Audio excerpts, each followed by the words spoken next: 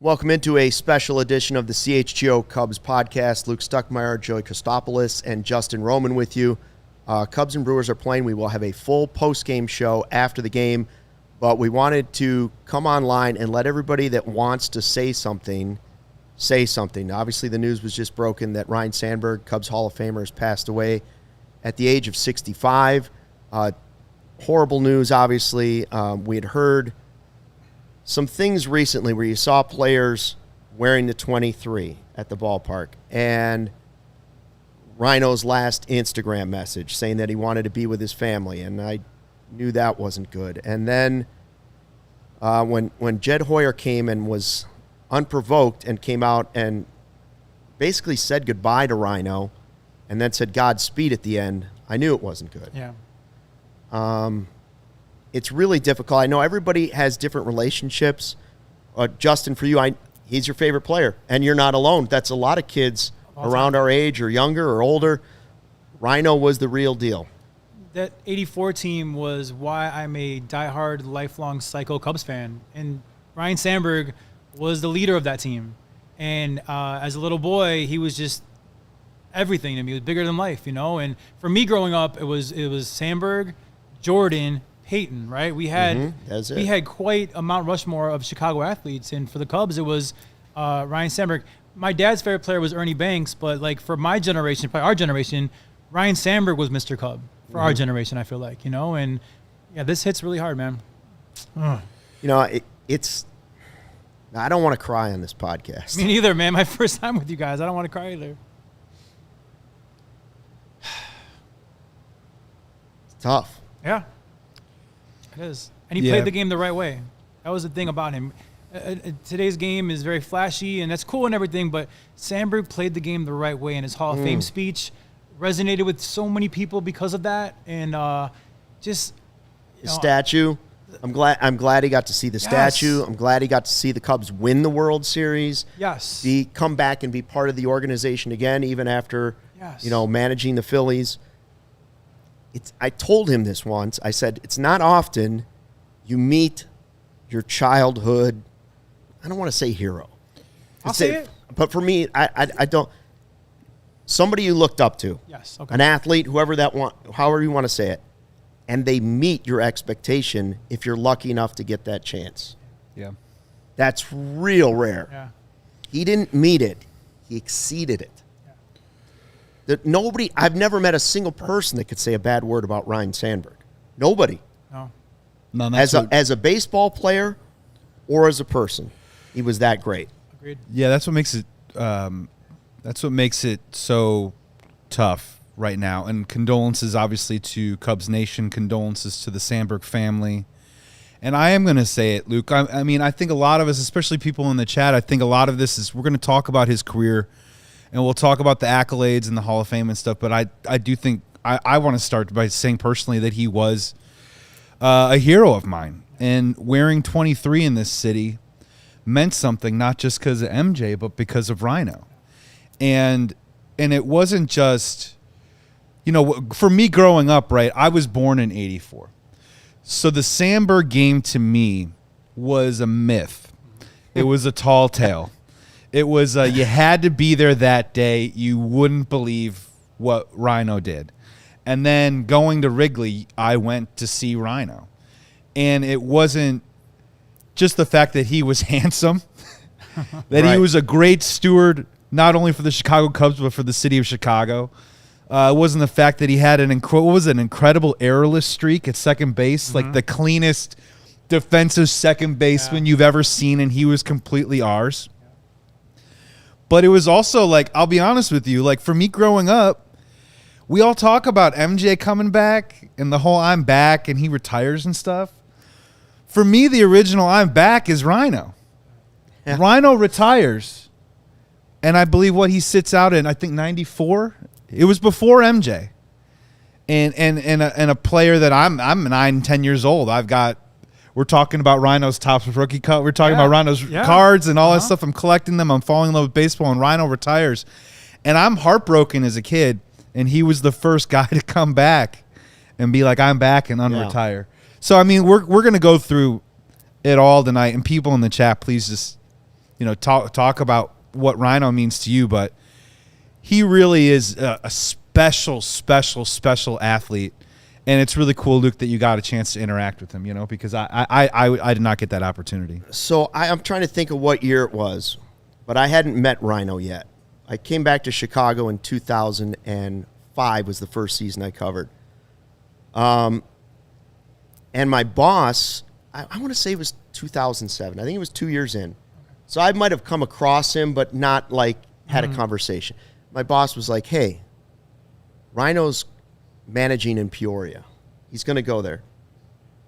Would you be interested in going down? If we could convince him, would you be interested in following him around the minor leagues? Wow, really?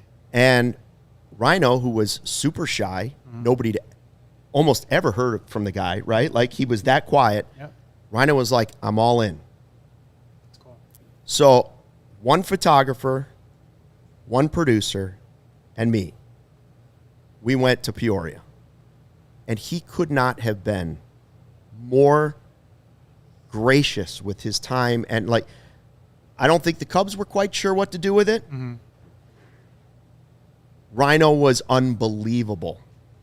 The way he treated the fans in Peoria was unbelievable.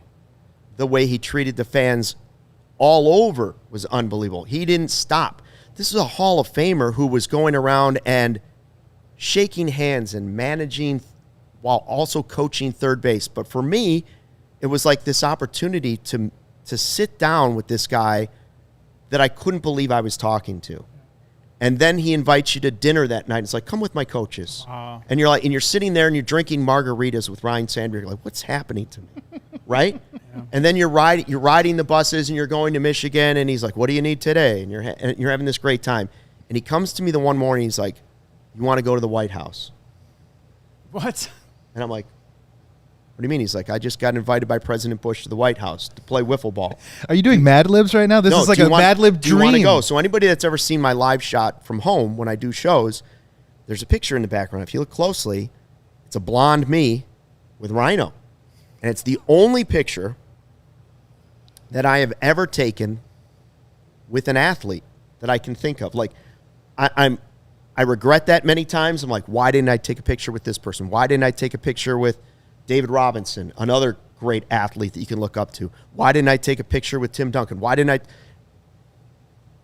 Rhino turns to me at the White House and says, hey, let's take a picture. Wow. And I'm like, are you sure? I'm like, Rhino, I don't know if that's professional. He's like, no. And he's like, let's do it. He's like, when do you ever come back to the White House? I'm like, I don't know. So I'm on the South Lawn. I have a picture with Rhino. Cherish it, right? That's incredible, by the way. And then we have followed up throughout the years. He worked for us for Comcast Sportsnet at the time in 2016. I'm hosting World Series stuff. Rhino's on the set with Cap, so we're working together again. And then I did a podcast with him about the Ryne Sandberg game, and he invited me out to his club, and we sat down. Like, he's just a terrific person. His family, from Margaret, his kids, all the grandkids that he used to like to talk about. His son-in-law, BR, who used to work in PR for the Cubs, terrific guy. He's just going to be so greatly missed. Yeah. And like I said, he didn't meet expectations. He went above, beyond, shattered them, played the game the right way, did things the right way. And I sent him a message a couple weeks ago and didn't hear back. And I was like, I don't like that we haven't heard from him, seen from him, that there's no response. I didn't care that I didn't get a message back. I just knew something wasn't good. And what's a shame about that is you talk about him getting a statue and being able to see a statue. Yeah. I took my 11-year-old son, Tristan, who was 10 at the time. It was last year, right? And I took him to the ceremony of a statue, the revealing of a statue. And he announced to the crowd that he was cancer-free. Yeah. You're talking about barely a year ago. And the roar of the crowd, the tears in the eyes, like, this is his moment. He got his statue. He's cancer-free. He got his life back. And, you know, I don't want to cry either, man, but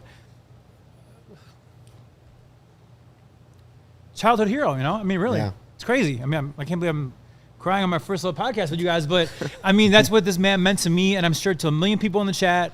And I am very glad I got to meet him a few different times. Not like you. I mean, we didn't go to the White House, but I'll tell you a little funny story to hopefully make you smile a little bit. Is before I got to meet him for real, and like really talk with him, I met him at a charity event where I had never seen him before. And my buddy Ryne Sandberg from Winning City Live, he knew him, so he wanted to get a picture of me and him. He knew he was my favorite player. So I got to meet him, say hello. I got my picture. Our buddy took a picture, took not one, but 3 pictures. He walked away. He was super nice. I grabbed my phone. I look at the pictures. They were all 3 blurry pictures. You couldn't even see who was in the picture. My buddy must have had a couple drinks. So I was so bummed that I met my hero, and I had 3 blurry pictures of Ryne Sandberg. But, oh, man, this is a tough loss. Gentlemen, do you mind, both of you, because you have the benefit of living through it, and I just heard about it. I mean, do you have, while we're celebrating Rhino, do you mind sharing what your recollection experience was of the game? He has a game named after him. Sandberg Game. It is the Sandberg Game. Can you just tell me, like, do you remember, like, where you were? Do you remember what the kids in the neighborhood were talking about after that? Like, can you help us? Like, I just want to know, like, what each of your guys' experiences were of that. Luke, you want to go first, or? Well, I can. Mine's not real long, and I told Rhino this, and he looked at me and he was like, "Are you serious?" Yeah. I'm like, I was out washing my car, Really? my mom's car. Okay. And she called me, and she's like, "Sandberg just hit a home run off Suter." Yeah. And I ran in, and I saw the replay. And then I went back out, and I washed the car. Did you really? And then she's like, "He's up again." And I got in just in time to see the second home run. Yeah. And that was the first time that I ever realized the Cubs could be good. Yeah. That was it. Yeah. 84 Cubs, but that game was the first time in my life, and at that point I'm 12. Okay. The first time in my life I said, "Wait a minute, you mean the Cubs can win? Yeah. We have a great player." Yeah. And it's possible. And that was the start of it. That was the start of the great team. That was the start of his MVP campaign. Mm-hmm. And there was part of the reason it was such a great game is that it was on the game of the week. Yes. You didn't have game. You couldn't watch any game anytime you Yeah, wanted. so quick, if you go on YouTube and you pull up Sandberg Game, there's a Bob Costas call and there's a Harry call because it was the national game. That's right. And so for the podcast that I did about the actual game, Costas was in town. I interviewed Costas about it. He talks about it, about how it was such a special event to have that game. And it's right. Whoever was playing on that Saturday, everybody was watching. Yeah, absolutely. The whole country was watching. And no matter if it was the Cubs or if it was, could be New York team, we're watching that Saturday game because we want baseball. Yeah. Luke, I'm a few years younger than you, so I was. It's my first memory of the Cubs, so I don't remember them being bad. I remember 1984. Like that was for me. If you go back to my oldest memories of the Cubs, it's Ryne Sandberg. It's the Sandberg Game. I remember watching it in my family room. With my father, and it's you know what was crazy about the '84 team was that the reason I think, and I love what Jed Hoyer said when he did talk this past weekend about Ryne Sandberg, about like you look at the crowd all being super sold out and vibrant and everything, and like you trace it back to '84. It was a perfect storm of the Cubs being good, this good-looking young kid Ryne Sandberg becoming a superstar on national television. Mm-hmm. And Harry Carey. Yeah. That was a perfect storm of making the Cubs this like iconic franchise and the team that we all love today. Yeah. And again, I don't remember them being bad. 84 was my first memory of that team. And from that moment on, I fell in love with Sandberg. I fell in love with the Cubs. And the way that I am today, the crazy lunatic Cub fan that I am today is directly because of Sandberg and the 84 team. Greatest second baseman of all time. We have a chat. Thank you, Brian G. My heart's broken. Ryne will always be my favorite player growing up. Hope the team uses his memory to motivate them to win it all in his memory. Yeah, I mean, you're right. His speech for the Hall of Fame was incredible. Yeah. But it was a love affair, Cubs fans to Rhino, and he loved them back. And the first time that I spoke to him about what he loved about baseball, the first answer was Wrigley Field, and how it was the greatest place to hit because he could remember sitting, all he could imagine, this was before the Jumbotrons. Yeah. Right? This was before signage on the outfield wall. This is before signage behind home plate.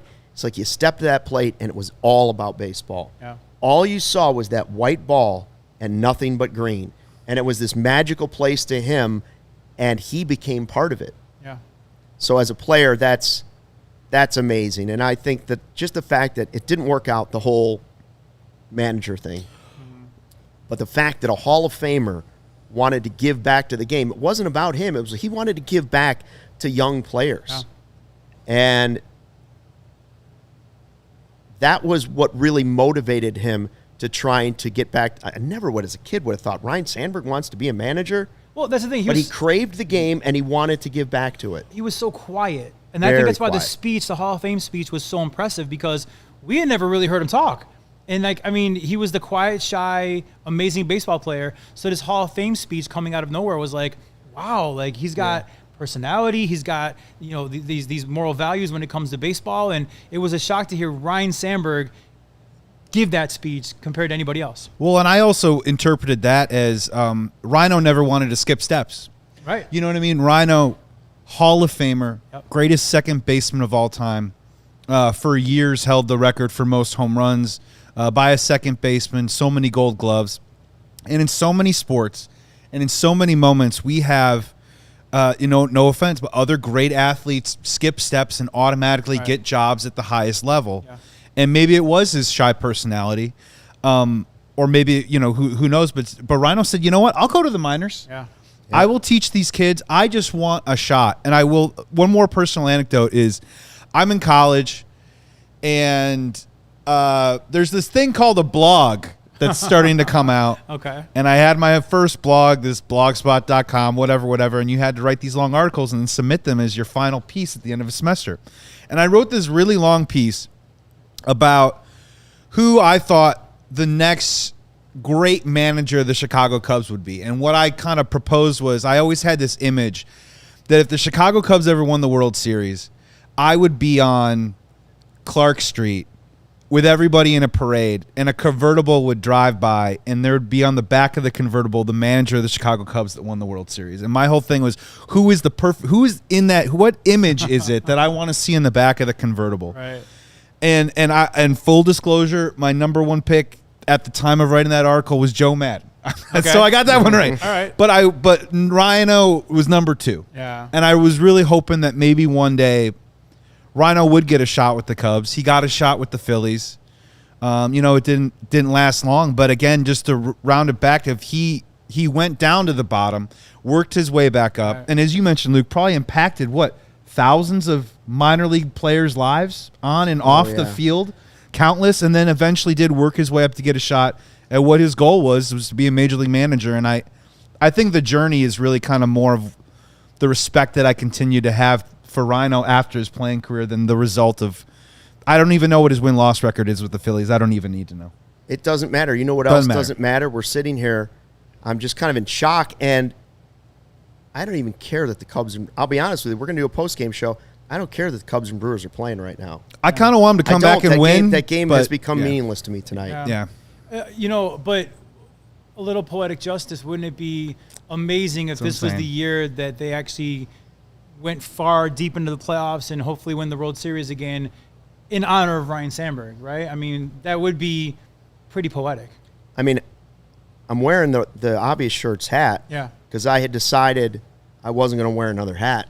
Yeah. Because I felt this was coming. The non-return message, just the signs you saw around the ballpark, his message, all those things. I saw Marquis has said there's a single rose laying at the foot of his statue. And it's all those grandkids. Yeah. The reason I did that interview, the one interview about the podcast thing with him near his home in Lake Bluff, was his grandkids were at the club swimming. That's why we were there, not because he thought it was some great spot. He's like, hey, I want to watch the grandkids swim. And that's like, I'm glad they got that time. I'm glad he had that him, family. Singing the stretch, and he brought all his grandkids up to the booth to you could tell he was living his best life as a grandparent. I'll tell you one more story. I met him a few times, but one time I sat and really I didn't realize that I was sitting in front of him at a Cubs game, and it wasn't until they had the legends of the game they kind of honed in on. I'm like, oh my God, he's right behind me. But after that, I was not eavesdropping, but you can always tell a lot about somebody when they're not with a camera in their face, right? Yeah. And now I'm sitting in front of him, my idol, my favorite player of all time, and he's with some buddies, and I believe his wife as well. And now they're able to talk freely, okay? And every 5 minutes, 4 minutes, there's someone who wants to take a picture with him. You know, someone wants to give him a hug, say things. So he can't really enjoy the game, and I'm sure he loved it, right? But my point is every single time he took that picture, he gave that hug, and then when they left, I never heard him once complain about it or talk crap about anybody. And again, you could tell a lot about a person when the camera's not on them. I got kind of an eavesdrop version of like, just a nice guy. Yeah. Loved being the iconic Ryne Sandberg and loved being at home at Wrigley Field. I think, he played in an era, obviously, where other stuff was going on and he had strong feelings. I was glad here this last year to see him actually embrace Sammy. Yeah. Two totally different players. Totally different. Completely different beliefs, backgrounds, all of those things. Like, Yes. just completely different guys. And I'm not saying one is right or wrong, but Rhino went about everything the right way. Yes. Everything. And I know it wasn't a perfect relationship with some teammates, but man, you want a player to look different than Ryne Sandberg. If you're building a baseball player, don't you want every one of them to look like Ryne Sandberg? 1,000%. Though it's the one thing that I'm not comparing Nico Horner to Ryne Sandberg, but think of the play the other day where the ball drops and you're like, man, it's a heads-up play. Rhino would have loved that real Yes. baseball, like small, Yes. like little thing. He would have loved that. We have a special guest joining us, Ed Hardig, Cubs historian. Ed, thanks for taking some time for us. Hey, thanks for having me. Unfortunately, I have to be on, but tough day to be a Cub fan and tough day to be a baseball fan. For you, Ed, I mean, you know everything about the Cubs. I was actually out to your house once, and I've seen the basement with all the files and the papers, and you know everything. What statistically stands out to you about Ryne Sandberg? I don't know about a particular number, just the fact that at some point in his Cubs career, he led the Cubs in batting, slugging, runs scored, home runs, while playing a Gold Glove defense. I mean, he was the whole package. The fact he started his Cubs career, 1 for 30 something or other, and then he still ended up scoring over 100 runs that first year. How does that happen? How do you go a whole month without scoring a run and still score 100 runs in a season? It was just incredible. Did you get a chance to run across Rhino? I mean, you're doing Cub stuff all the time. Did you have interactions with Rhino or not? Oh yes, I did, especially with the Sandberg statue. That was something to work with. Rhino was always considered this very stoic, nothing, kind of like a Kyle Hendricks, never too high, never too low. Mm-hmm. And to see his response when he first saw the statue and the awe, and just the realization that he's going to be part of Wrigley Field for forever. Yeah, and you know what's funny, Ed, is like, I think he obviously would have been anyway, right? But for him to see that and know that generations of his family will be able to come out to the ballpark and see that as time passes on all of us, like, he's going to know that that's there. Not just his plaque at the Hall of Fame, not just his number flying on the flag at Wrigley Field, but also the statue. And he wanted that statue to look a certain way, and everybody had a different idea of what it was going to look like, but he wanted to be in that, fielding position, ready to go, right? Defense, ready to go on the balls of his feet. Ready, wanting the ball to be hit to him. The great thing about the statue is, we have his accolades on the side. What you don't know or don't see with the statue is, Ryne Sandberg, the person. I was fortunate to work with his son BR for quite some time with the Cubs, so I saw Rhino, interact with his son and his grandkids. That's not on the statue. Right after the statue was unveiled, we were walking. My daughter lives 2 blocks from the ballpark, and we were walking back towards her place. And Rhino saw me, came up and he said, "That went better than I could have expected." and he looked at my daughter's jersey, and she's wearing a Sandberg jersey. He goes, that was my favorite jersey. Again, we think of Ryno as being this kind of a stoic, but the realization, and he was just so happy.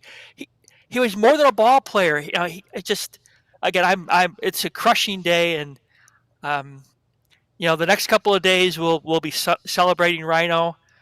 It's a tough day, and we'll get through it.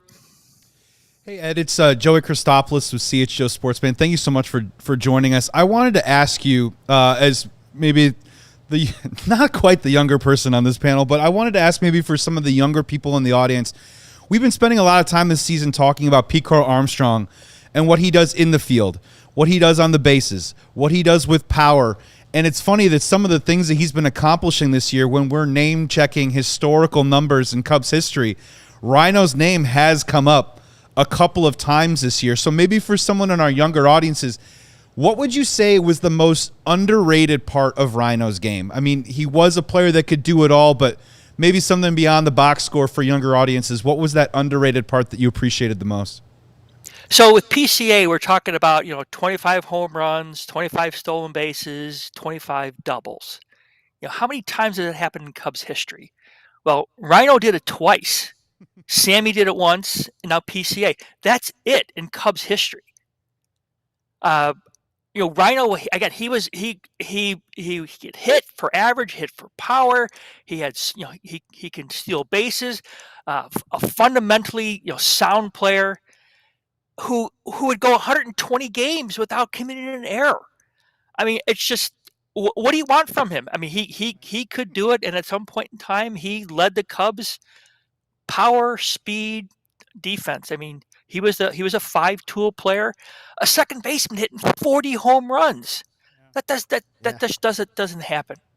Yeah, I mean, I fully expect now the rest of the season the Cubs to be wearing a 23 patch. They should. I expect there to be a 23 on the field. Yep. So I don't know about that, but if you look at the Cubs issued a press release, and part of the press release, they do mention that the Cubs will have a patch.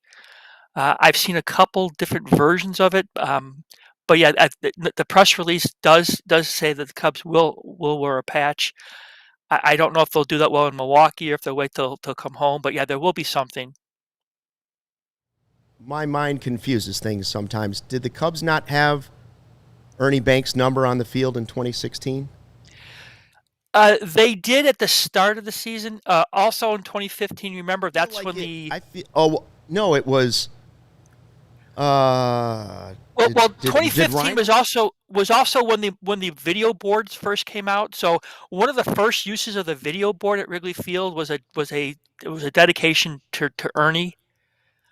So Ernie's picture was the outfield bleachers weren't used for the first couple of weeks of the season, so there actually were pictures of Ernie on a tarp over the bleachers.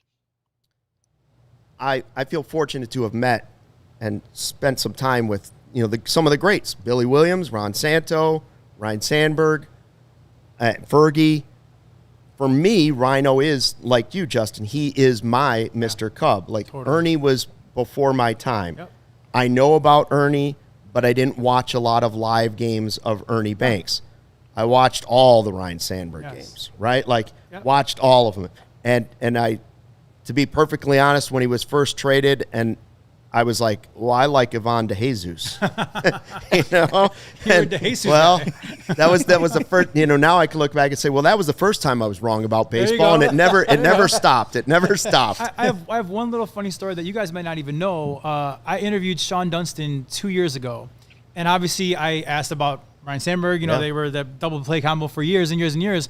And he said, we all know Ryne as very quiet and shy. As Sean says, he was definitely not that in the clubhouse, okay? He said they joked around a lot and everything. But here was the greatest thing I just never knew. We can gush about Sandberg's defense, and he was a phenomenal defender. Sean Dunston tells me that, and told the whole audience, that he hated pop-ups, that Sandberg hated pop-ups, that anytime there was a pop-up, he would defer to Dunston, literally be like, that would maybe be the one weak part of his game, But no one knew that, right? But Sean, he admitted that to us, and I found that so funny because you think this phenomenal defender pop-ups would be no problem, but apparently that was the one part he didn't love about defense. Rhino would yell yours. And Sean knew that that if it was yours. anywhere towards second base, it's yours. Yeah, you got that right. Well, the flip down shades made it to the statue, so Yeah. that's all you need to The know. flip down shades are a giveaway coming up. Oh, The okay. next time they're at Wrigley Field. I think it's the next giveaway on a Friday at Wrigley Field crazy. Oh my are the gosh. flip down shades. That'd be crazy. Just a really tough night for Cubs fans all around the world. Yeah. Hearing that Ryne Sandberg passed away. Ed Hardig, Ed, thanks so much for jumping in with us. Really appreciate it. Your perspective I hate on to it. be on, but I appreciate it. And the one word I would say for Rhino and the Baseball Hall of Fame, said this, the idea of respect. He played the game a certain way, no regrets. He left everything on the field. And Luke, like you, I helped write the obituary for Ernie Banks. That was tough, but I saw Ernie at the very end of his career. I watched 95% of Rhino's games, his career. So tough day, and like I said, we'll cry, but we'll celebrate Rhino's life and career over the next several days. Thank you, Ed. Appreciate it. Good night, guys. Ryne Sandberg, gone at the age of 65, Cubs Hall of Famer. We will talk more about it in the post-game show, which is not too far away. The Cubs are down to their last out in the ninth inning. We just wanted to come on and let everybody in the chat say what they want to say about Rhino, and you could continue that on the post-game show. I'll be honest, like I said, the post-game show has kind of become secondary. We're still going to talk Cubs baseball. We're going to talk about this game. We'll still talk about trade stuff. But, yes, we will talk about Ryne Sandberg, and we will continue to do that, as the week goes on and events take place. But just like you said, in about a year, for it to go from tears of joy to tears of sadness, just brutal. And to be honest, not to make it about me, I had both tears of joy at the ceremony when he announced it, and then I cried in front of you guys just now. Yeah. Life's crazy, man. Life's crazy. Ryne Sandberg, 65, greatest second baseman of all time, and just one of the greatest guys you could ever meet. We'll talk about him more coming up on the post-game show and right here at CHGO. We all silly like the mayor.